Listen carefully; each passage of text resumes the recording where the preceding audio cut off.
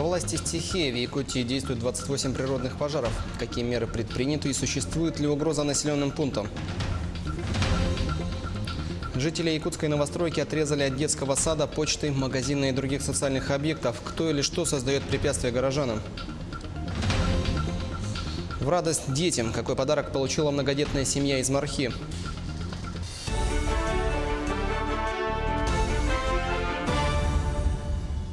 Вы смотрите новости в прямом эфире. В студии работает Андрей Погорелов. Сегодня на федеральной трассе Лена ограничат движение по направлению Якутск-Невер. Как сообщает управление автодорог Лена, сегодня и завтра на месторождении трассовое металлургическое предприятие Нижнекокетский запланировали массовые взрывы вблизи дороги на участке с 692 по 694 километры. Для безопасности автомобилистов и их пассажиров проезд транспорта будет ограничен на 10-15 минут в период с 12:00 до 18 часов. В Якутии действуют 28 природных пожаров. За сутки ликвидированы 3 очага. На территориях Нюрнбинского, Сунтарского, Кобяйского и Намского районов введен особый противопожарный режим. Как сообщили в МЧС, выполнены все мероприятия по противопожарной защите населенных пунктов. Проведены минерализованные полосы, имеются естественные преграды. Угрозы населенным пунктам и объектам экономики нет.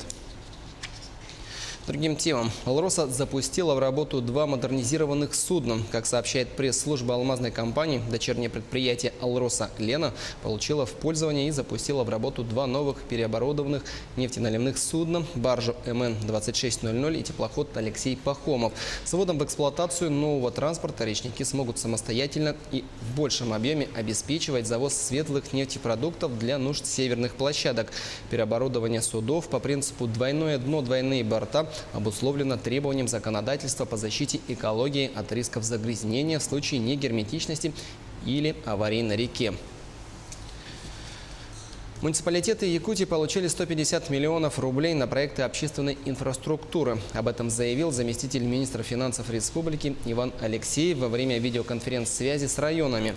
Также были подведены промежуточные итоги по реализации программы поддержки местных инициатив в текущем году. Общая стоимость проектов, прошедших конкурсный отбор, составила около 700 миллионов рублей. Программа поддержки местных инициатив в Якутии стала первой российской практикой участия граждан, получившей международное признание. По результатам первого этапа ежегодного конкурса «Лучшая практика вовлечения граждан» программа, реализуемая в нашей республике, вошла в 20-ку финалистов наряду с практиками Парижа, Гренобля и других городов.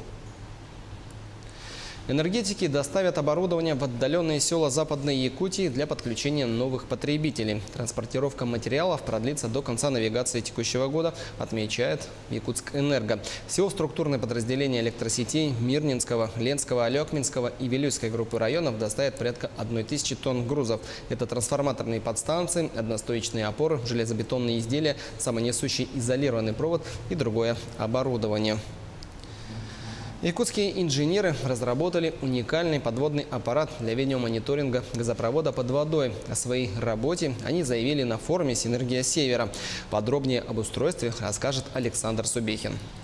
Управлять платформой очень просто, как игрушкой. Для этого нужен вот этот желтый пульт. С помощью него можно контролировать все движения аппарата. Газопровод обследуют в зимнее время, когда на реке лед. Этим объясняется техническое решение. Аппарат идет по дну с помощью шнека-роторного механизма. Тянет за собой буек, который отправляет сигнал на пульт. Подо льдом она идет волоком, да, и вот сигнал, получается, только должен пробиваться через лед, а не всю воду, сколько-то метров там. Вода и лед. Радиосигнал, какая частота необходима, да? Какой радиосигнал пройдет через лед толщиной 2 метра. Вот этого пока таких опытно-конструкторских работ вот в России нету. Ну, в мире я еще не знаю, конечно, но в России таких нет. Вот на этом проекте мы это все и пытаемся понять для себя. А робот может работать при скорости течения 3 км в час, на глубине 12 метров и при плохой видимости. Обследование газопровода с помощью аппарата безопаснее и экономически целесообразнее, нежели работа водолазов. Вообще мы специализируемся на берегоукреплении, и надо было обследовать, где лежит, на какой глубине газопровод, да, что с ним стало. Вызывали водолазов, устраивали конкурсы, заказчики наши, и получалось что-то дорого. А нам каждый раз их вызывать тоже было. И как-то вот так вот идея возникла. В этом году платформа успешно прошла первые испытания на водоемах Якутии. Ну, испытывали разных водоемах. Ну, на протоке, на самом реке Лена испытывали, и также на озере.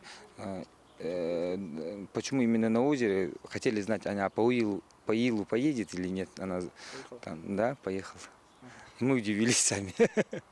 В планах завершить проект к концу следующего года и в дальнейшем применять его на газовом переходе в Якутии. А также в планах изобретателей создать еще один аппарат, который будет работать с человеком на борту. Александр Зубехин, Григорий Охлопков, Якутск. Администрация столицы вместе с управляющими компаниями объехала проблемные дома в 17-м квартале. В маршрут вошли объекты по улицам Жарницкого, Пионерская, Космонавтов, Семена Данилова и Клары Цеткин. Осматривались придомовые территории. Комиссия рассматривала вопросы устройства выгребных ям, детских площадок, туалетов и установки новых мусорных баков. Председатель Якутской городской думы Александр Савинов дал поручение управляющим компаниям решить эти вопросы в течение недели. А по истечении этого времени состоится уже повторный объезд. Коллегам говорю о том, что действительно, наверное, какой-то человеческий подход должен быть, да? Нормальное, хорошее внимание. Вот. Наши люди должны жить. Поэтому в нормальных условиях. Вот. Конечно, мы не волшебники, одномоментно это не сделаем, но, по крайней мере, при утверждении бюджета мы эти приоритеты четко определим. В Якутске жителей новостройки отрезали от детского сада, отделения почты, магазина и других социальных объектов. Жильцам дома по улице Автодорожная, 14/1 вместо 5 минут ходьбы приходится тратить по 40. Причина – забор, который отгородил их от нового микрорайона Прометей. Жильцам пояснили, что он установлен на время строительства новых домов. Объекты сданы, а забор по-прежнему стоит. Для решения этого вопроса жители загороженного дома обратились в нашу редакцию. Получается, нам сейчас нужно вот так вот в обход через всю автодорожную ходить. И нам бы хотелось, чтобы сделали тут калитку хотя бы, чтобы пешим ходом ходить туда. Собирали подписи, получается, мы писали письма, и нам сказали, что это их территория, и они как бы вправе поставить калитку, и все. Светлая, уютная веранда в радость детям. Это подарок многодетной семье от коллектива целевого фонда будущих поколений. Семья Даниловых живет в поселке Марха в частном доме. Мать Татьяна Михайловна одна воспитывает 6 детей, и финансовых средств недостаточно для проведения строительных работ. Работники фонда решили построить своими силами летнюю веранду, где уже сегодня играют счастливые дети, а хозяйка печет пирожки и встречает гостей. Отметим, поддержка многодетной семьи оказана в рамках социального проекта «Добрая Якутия».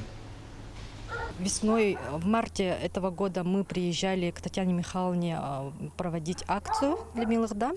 И там она сказала, что вот мечта у детей есть построить террасу. Это не стало бы возможным без участия наших партнеров.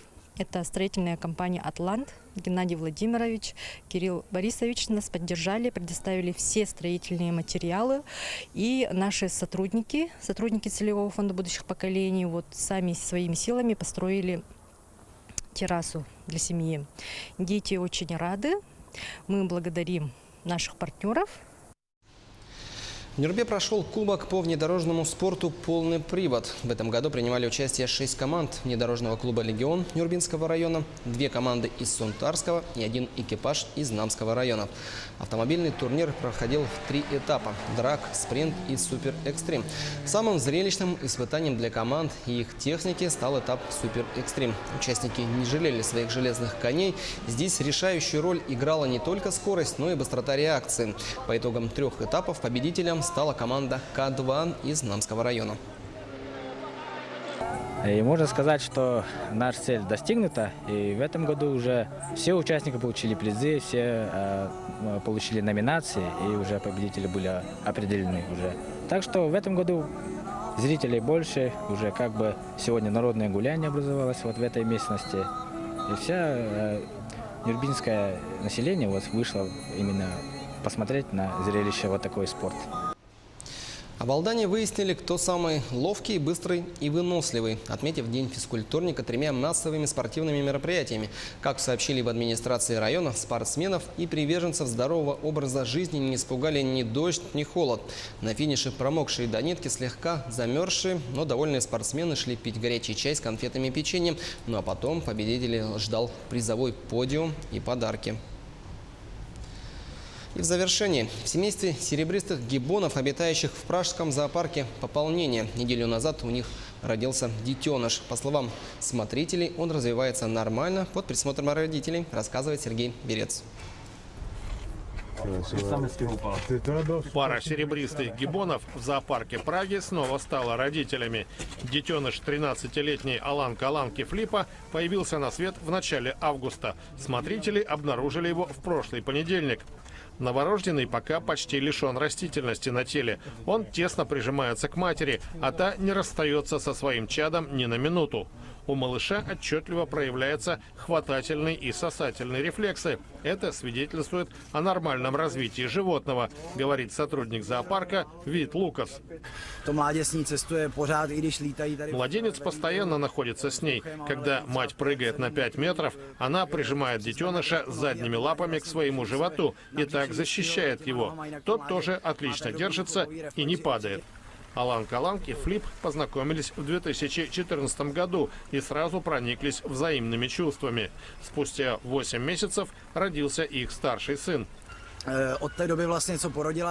Трехлетний самец «Серебряная стрела» сейчас полностью на попечении отца, поскольку мать все свое время уделяет младшему.